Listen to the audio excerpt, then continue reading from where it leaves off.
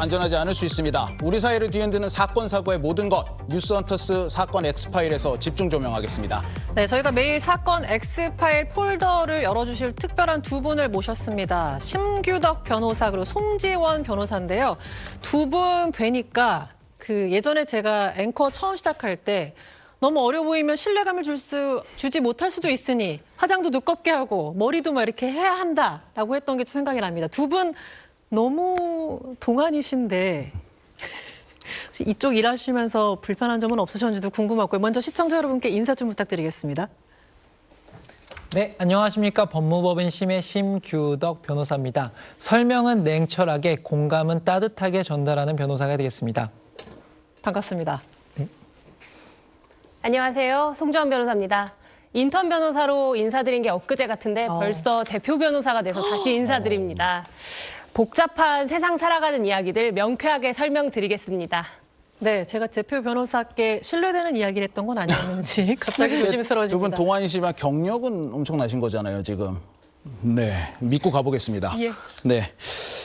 제가 이제 첫 방송 준비하면서 오늘 이 사건 엑스파일 첫 번째 이야기 굉장히 열심히 좀 준비를 해봤습니다. 네, 수문에 두 분을 달달 볶았다는 얘기가 있었는데. 네, 그렇습니다. 사건 내용이 사실 상당히 심각합니다. 네네. 웃으면서 시작을 했지만 이 60대 산후도우미가 벌인 끔찍한 사건에 대한 이야기입니다. 먼저 저희 단독 영상부터 함께 보고 오시죠. 그만해요. 어머니 그만하세요. 단체가 났어요. 단체가 안 돼. 야 그만해요. 야 그만해요.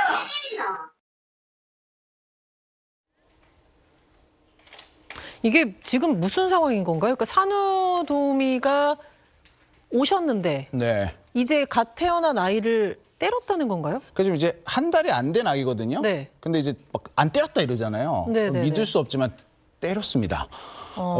이제 한 달도 안 된 아이를 산후도우미가 어떻게 했는지 저희가 이 산후도우미가 네. 출근한 지 지금 나흘째 된 날, 지금 좀 아까 보시면 그런 일이 벌어진 거거든요. 나흘째 되는 날? 시간을 이분이 출근했던 첫날로 한번 돌려보겠습니다. 네. 사건을 좀 시간대별로 짚어보자는 말씀인 것 같은데요. 네, 이제 출근 1일차인데 지금은 별로 이상할 거 없죠. 아기 토닥토닥 두려주고.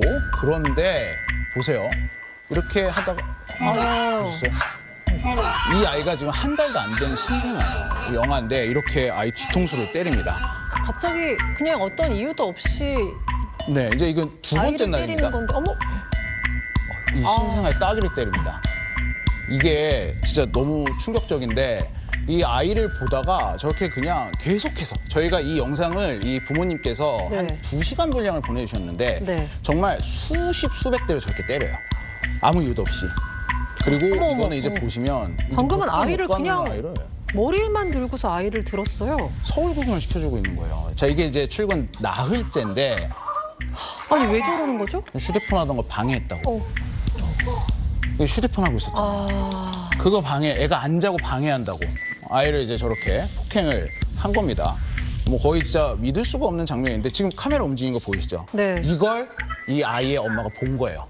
움직임이 감지가 돼서 무슨 상황인지 알고 그때 본 거군요, 마침. 그리고 이제 전화를 한 겁니다. 뭐 하시는 거예요? 이러면서. 그리고 이제 이렇게 바로 달려온 거죠, 집으로. 아니 지금 보고서 좀 믿겨지지가 않는 상황인 건데 이게 지금 4일 만에 아이를 폭행한 게 아니라 4일 만에 들킨 거네요. 4일 내내 하다 그런 거죠. 그렇죠. 네. 이제서야 부모가 알게 돼서 상황이 이렇게 수면 위로 올라왔다는 느낌이 있네요. 네, 그렇습니다. 앞서 보신 바와 같이 산후도우미가 아이를 돌고 딱 나흘입니다. 네. 그런데 나흘 내내 계속 아이를 때리고 있죠. 사실은 그 전에 어머니가 눈치를 채지 못한 이유가 어머니도 항상 그 가정에 있으면서 방에서 쉬고 아이를 언제든지 볼 수 있는 상황이었다고 합니다. 네. 그래서 본인이 방에 들어가 있을 때 이런 일들이 일어난 거죠. 그러다가 다른 자녀의 이제 어머니가 픽업이 좀 늦어져서 아이가 혼자 있을 때 홈캠을 보게 되셨다고 합니다. 그런데 이 사실을 보게 되신 거죠. 아이가 폭행당하고 있는 모습을요. 그러니까 이게 그 짧은 순간 카메라가 움직였잖아요. 네. 그 순간에도 아기를 때리고 있다 보니까 이걸 아이 엄마가 발견을 하게 된 거예요. 근데 이제 저는 궁금한 게 이런 사례는 이거는 뭐 어떤 죄가 적용이 될 수 있어요? 일단 당연히 폭행죄죠. 폭행죄고 이에 나아가서 아동복지법 위반, 아동학대죄가 될 수도 있습니다. 이 죄는 징역 5년 이하, 벌금 5천만 원 이하의 아주 중한 범죄가 됩니다. 네. 그리고 나흘 내내 아이를 때렸기 때문에 상습죄로 처벌될 가능성도 높습니다. 근데 이제 아까 이 산후도우미가 애가 다쳤어요? 막 이랬잖아요. 네. 그러니까 뭐 다친 데가 없다는 건데 그래도 똑같이 적용이 된다 이런 말씀이신 거죠. 만약에 아이가 다쳤다고 하면 상해죄가 됩니다. 우리 형법은 폭행죄도 처벌을 하고 상해죄도 처벌을 하는데요. 네. 아이가 뭐 다치지 않았다고 하더라도 유형력의 행사, 뭐 이렇게 손을 들어서 때렸다든지 하는 것들은 당연히 처벌이 됩니다. 네. 지금 그 이야기를 들어보니까 신 변호사님, 아이 엄마가 집에서 있는 시간에도 폭행이 있었다라고 말씀을 주셨어요. 우리 송 변호사께서. 그동안 눈치채지 못했던 데는 이유가 또 있을까요?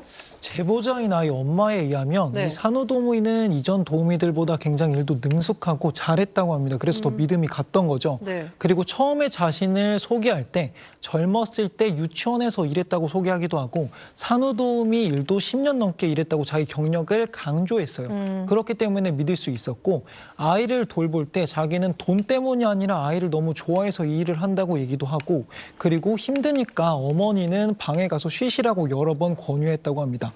그러니까 어머니는 자기가 계속 그걸 같이 있으면 감시하는 느낌도 있고 도우미분도 불편할 수 있으니까 방에 가서 잠깐 쉬었는데 네. 이런 면들이 아이를 폭행에 노출되게 만들었던 거죠. 그러니까 이제 이 산후도우미가 엄마한테 그냥 방에 들어가 쉬셔라 자꾸 권했다고 그랬잖아요. 근데 저는 그 왜 그랬을까 솔직히 이 영상 보면 좀 이해가 되더라고요. 한번 보고 오시죠. 앉아나. 응? 앉아.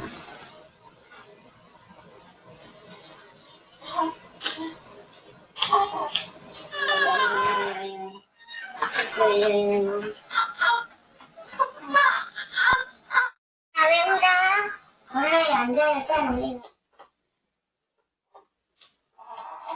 근데 저렇게 지금 엄마 눈치를 살핀다는 것 자체가 본인이 하는 행동에 대해서 뭔가 잘못을 인지하고 있다는 거잖아요.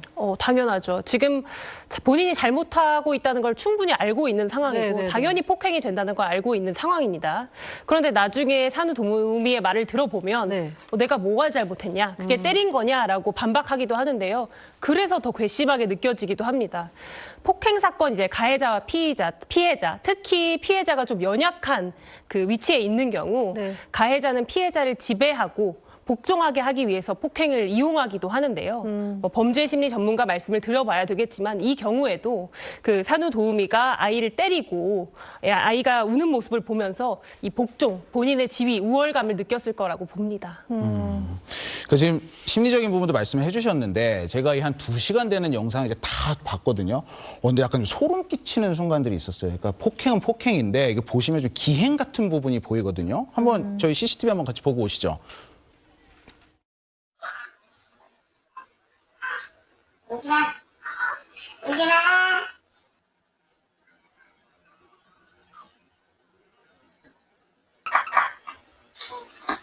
울어.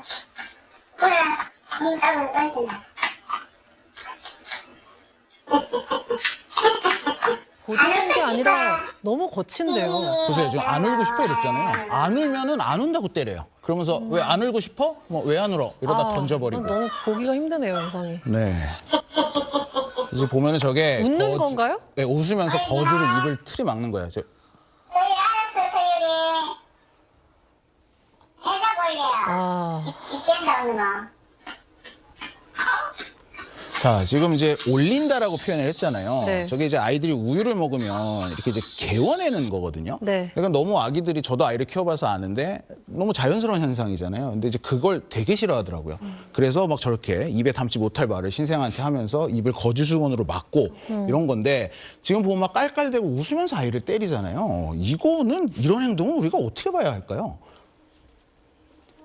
저도 너무 영상을 보기가 힘들었는데요. 네.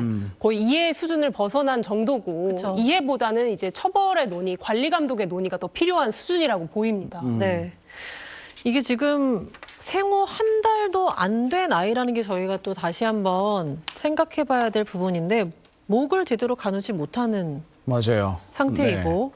근데 안을 때도 이렇게 아이를 조심스럽게 안는 게 아니라 그냥 얼굴로 들어서 이렇게 올리는 서울 모습까지 구경을 보였고 시켜버리잖아요. 아이는 괜찮은 건가요 지금? 그러니까 이게 제가 그렇지 않아도 그래서 이제 의사 선생님한테 좀 물어봤는데 네. 신생아는 목 근육이 약하고 뼈가 아직 발달이 안 돼서 그쵸. 정말 조심해야 된다고 합니다. 그래서 네. 저도 아기 낳았을 때 이게 아내에게 앉는 법을 막 따로 수업을 받고 했었거든요. 그럼요. 근데 이런 아이를 지금 막 던지고 목을 잡아 올리고 계속 때리고 지금 이랬던 거거든요. 네. 그래서 제가 제일 궁금했던 건 뭐 상처는 없다고 해도 이 아이 건강 상태가 괜찮을까 궁금했거든요. 그래서 네. 저희가 한번 직접 이 피해 어머님에게 한번 물어봤습니다.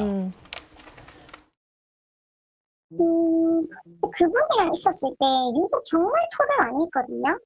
많이 개어냈었거든요. 개어내고 잠도 많이 좀 안 잤었고 머리를 너무 많이 흔들고 정말 해서는 안 되는 행동들을 많이 했기 때문에 이게 또 차후에 또 어떤 문제가 생길지 모르니까 그래서 오늘 대학병원에 이제 예약을 해놓은 상태예요. 사실 이번 사건 뭐 산후도우미는 무조건 잡아뗄 걸 예측을 했습니다. 이게 뭐가 때린 거냐, 때린 적이 없다라고 얘기는 하고 있지만 뭐 그러면서 오히려 엄마한테 항의를 하는 모습까지 보이고 있어요. 나중에 잘못을 인정한다고 사과를 또 했다면서요, 근데? 네, 맞습니다. 처음에 영상을 보면 자기가 언제 애를 때렸냐 이렇게 네. 뻔뻔하게 잡아떼던 사람이 나중에 문자 메시지 보낸 걸 보면요. 이번에는 세상 다정하고 공손하게 엄마에게 사과를 하고 있어요. 그래서 그 문자 메시지를 지금 같이 한번 보시죠. 제가 흥분했나 봐요. 아기 잘 기르시고 행복하시길. 순간적으로 갔죠. 잘못했어요. 죄송합니다.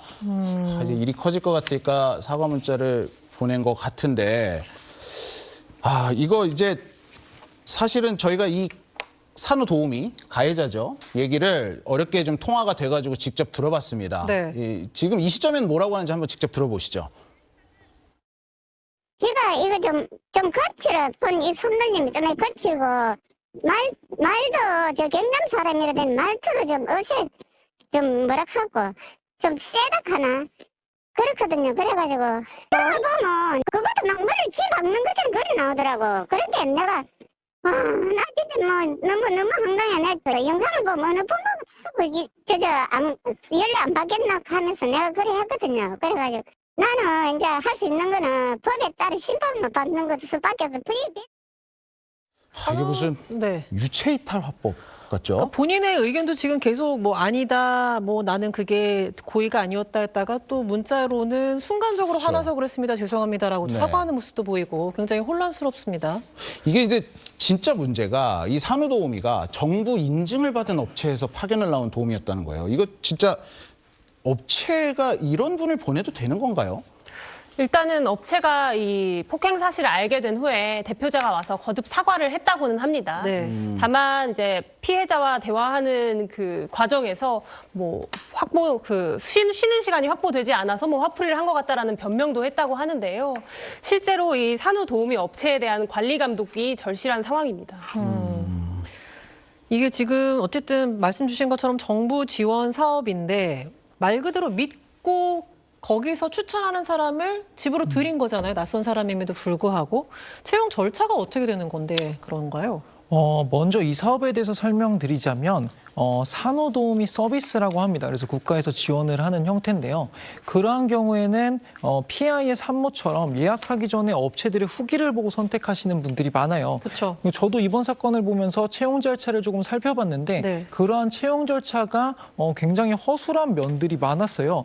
아이를 맡기는 부모 입장에서는 당연히 돌보미가 자격증을 갖추었고 엄격한 선발 절차를 거쳤다고 믿겠지만 사실은 수료증만으로도 취업이 가능했고 그 수료증도 국비로 운영되는 인터넷 검정고시 사이트에서 쉽게 수강하면 얻을 수 있는 것이었습니다. 부모의 양육 공백을 해결하기 위해 도입된 복지제도인데 네. 오히려 아이랑 산모에게 큰 피해를 양산할 수 있는 제도적 허점이 있지 않나 싶습니다. 네. 네. 이 사건은 현재 경찰에서 수사 중에 있습니다. 자, 어젯밤 늦은 시간 이 피해자 아동 아버지께서 저희에게 장문의 글을 보내오셨습니다. 한 30시간 되는 영상을 다 직접 보면서 이 사실을 하루라도 더 늦게 알았다면 어떤 일이 벌어질지 너무 공포스럽다 이런 내용이었거든요. 네. 보다 안전한 세상에서 안심하고 아이를 낳을 수 있도록 마련된 장치였는데 이게 또 이런 허점이 있을 거라고 생각을 매체 못했습니다. 우리가 사회적으로도 많은 고민을 할 필요가 있어 보이는 사건이었습니다. 사건 X파일 두 분 함께 해주셔서 고맙습니다. 감사합니다. 오클릭 마지막 검색어는 수술복 입고 임산부석의 떡하니입니다. 지하철 안의 분홍색 좌석은 임산부 배려석이죠. 그런데 최근 한 온라인 커뮤니티에 수술복 차림의 남성이 지하철 임산부 배려석에 앉아 스마트폰을 보고 있는 사진이 올라왔습니다. 이 사진을 본 의사들은 멀쩡한 남성이 임산부석에 앉는 것은 의사 망신이다. 설마 저걸 입고 수술실에 들어가진 않겠지 등의 우려 섞인 비판을 쏟아냈는데요. 논란이 확산하고 사진 속 남성이 경기도에 있는 한 종합병원에서 근무한다는 사실이 알려지면서 한때 이 병원 홈페이지 접속이 불가능했다고 합니다. 사연을 접한 누리꾼들은 의사인 게 얼마나 자랑스러우면 저러고 다닐까? 올해는 헬러원이 빨리 돌아왔나 했네. 임산부석은 비워두는 게 기본 예의 등의 반응을 보였습니다. 지금까지 오클릭이었습니다. SNS를 통해 오늘 하루 관심사와 누리꾼들의 반응을 알아보는 오클릭 시간입니다. 한국 여성들에게 아이 낳으실 건가요? 라고 물었더니 아니요라는 대답이 압도적으로 많았다고 합니다. 한 조사에서 한국 여성의 출산 의향이 조사 대상국 중 최하위로 나왔는데요. 오클릭 첫 번째 검색어, 한국 출산 의향 세계 최저 수준입니다. 최근 한국여성정책연구원이 저출생 대응을 위해서 가족 변동과 성평등 여건에 대한 조사 결과를 발표했습니다. 조사 결과 한국 여성의 출산 의향은 5점 만점에 1.58점으로 비교 대상 8개 나라 가운데 최하위에 머물렀는데요. 영국은 2.26점을 기록해 비교 국가 가운데 여성의 출산 의향이 가장 높았고 1.73점을 기록한 홍콩과 우리나라만 1점대에 그쳤습니다. 하지만 한국 남성의 출산 의향은 2.09점으로 다른 나라 결과와 유사한 수준으로 나타났는데요. 자녀가 필요하다는 인식 또한 높은 편으로 나타났습니다. 특히 남성이 행복하고 충만한 삶을 살기 위해 자녀를 가져야 한다는 문항에선 한국이 여성 3.11점, 남성 3.2점으로 8개 나라 가운데 가장 높았습니다. 누리꾼들은 자녀 필요하지만 출산은 글쎄 이 얼마나 모순적인지, 내 몸 하나 건사하기도 힘든 세상인데 이해는 간다, 저출생 반전 추세가 가능하겠냐, 실질적 대책이 절실하다 등의 반응을 보였습니다.